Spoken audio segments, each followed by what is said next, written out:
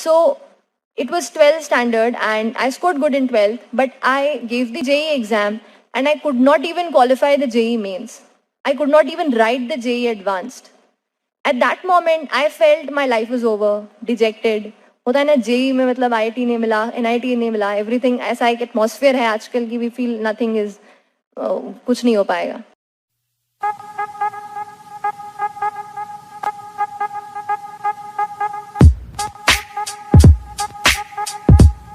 अच्छा, how many of you are in college right now? I'll say most of you. Okay. So how do you prepare with the college? I came across with a lot of toppers and some of them had started preparing in the 3rd or 4th year of their graduation. That was the time when they had decided कि नहीं, this is the path जहाँ पे मुझे जाना है. So if you have decided to कि whatever graduation I am doing, this is not something where I am going to go or get a professional career.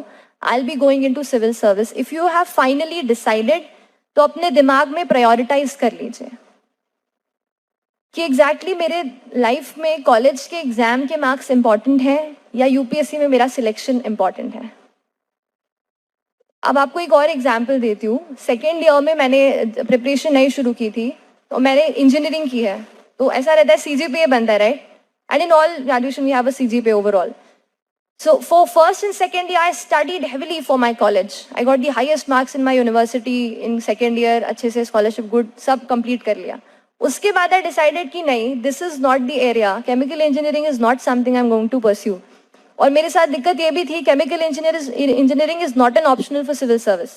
I had to choose something else. So उसका importance और कम होता गया. उस case में preparing with the college में मुझे केवल एक चीज ने हेल्प किया है and that is only planning.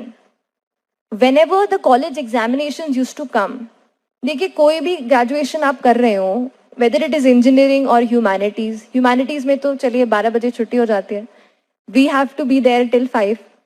What ever you are doing my dear friends, आप टाइम स्क्वीज आउट कर सकते हैं अगर आप अपने दिमाग को कन्विंस करते हैं तो. I was telling about planning. तो जब भी there were semester exams, 1.5 month before I use to divide my days. 5 subjects होते हैं, 5 यूनिट्स आते हैं, 25 days I use to divide and I use to study. उतना ही एक छोटे से टाइम में I use to cover that subject. उससे क्या हुआ, I was able to perform well in my graduation as well and बाकी का time I was spending for studying for civil service. तो ऐसा करके प्लानिंग आपको अच्छे से करनी होगी कि एग्जैक्टली दिमाग को कन्विंस करना होगा और टाइम निकालना पड़ेगा कहीं से भी. मेरे कॉलेज से और घर में it takes about half an hour to go. तो उस half an hour in the bus I use to read the newspaper. आधा newspaper while going to the college and half newspaper while coming back from the college. फिर कहीं पे college में 15-20 minutes के कहीं भी जहाँ ब्रेक्स मिलते थे वहाँ पे कुछ आर्टिकल्स पढ़ लिए, कुछ कहीं से स्क्वीज आउट कर लिया.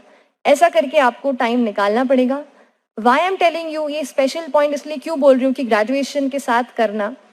क्या होता है ना, जब आप एक कॉलेज में होते हैं, एक यूनिवर्सिटी का पार्ट होते हैं, एक काइंड ऑफ सिक्योरिटी होती है आपके माइंड में, बैक ऑफ द माइंड, कि I am studying, I am a part of this. जब हम वो छोड़ देते हैं कॉलेज और institution, we go into a world of immense opportunities and immense fears and doubts as well. Graduation हो जाएगा, बहुत सारे pressures come up on our heads, equally for girls and for boys.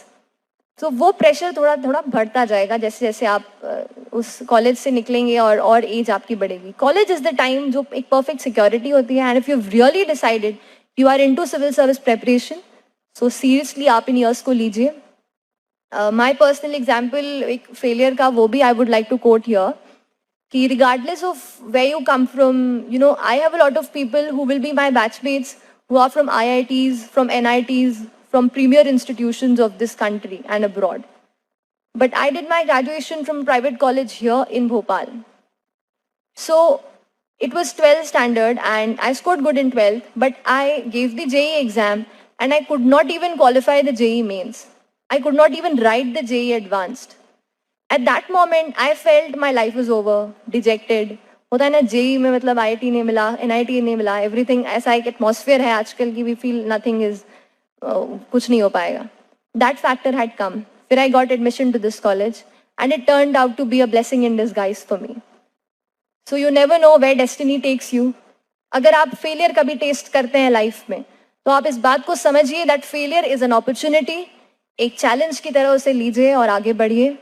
Wherever you are while you are graduating, that is the best time where you can start. Even if you have graduated, the best time is today. You know, there's one last thing I'll tell you before I sum up. कभी भी ये सोच के exam का attempt मत दीजिएगा कि मैं देखता हूँ एग्जाम कैसा है. आपको मैं चीज बता रही हूँ, हम अभी यहाँ पे टाइम स्पेंड कर रहे हैं 2 घंटा, वहां पे दिल्ली में कोई बैठ के ना लक्ष्मीकांत निपटा रहा है. ये चीज की आप रियलाइजेशन हमेशा रखो. वो एक फियर दिमाग में रख दो कि वहां पे कोई है जो पढ़ाई कर रहा है यहाँ पे, अगर मैं टाइम वेस्ट कर रहा हूं तो. और आपका जो नेक्स्ट अटेम्प्ट होगा वो आपका बेस्ट अटेम्प्ट होना चाहिए. इस एग्जाम को ऐसे मत दीजिए कि मैं लेके देखता हूँ कैसे सवाल. अगर ये लेके देखना ही है तो बस प्रिंट करा के घर पे दे दो यार, please. Don't waste your attempt for it. I told myself this was my first attempt and this is going to be my best attempt.